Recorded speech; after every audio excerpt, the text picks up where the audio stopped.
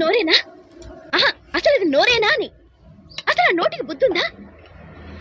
దేశంలో మొగుళ్ళందరూ వాళ్ళ పెళ్ళాన్ని ఇలాగే ఏడిపిస్తున్నారా అని. పెళ్ళాన్ని ఏడిపించడం అంటే వెనక నుంచి చటుక్కుని కళ్ళు మూసి ఎవరో చెప్పుకునేదాకా చెప్పకుండా ఏడిపించడం చూసాం. తలనొప్పిగా ఉందని మొగుడు విలవిల్లాడిపోతుంటే పెళ్ళం గాబరాగా దగ్గరికి వస్తే గబుక్కని కావలించుకుని పుత్తినే నిన్ను ఏడిపించడానికోయ్ అని పెళ్ళం కళ్ళనీళ్ళు తోడటం చూసాం. అవి అవి సరసాలంటే.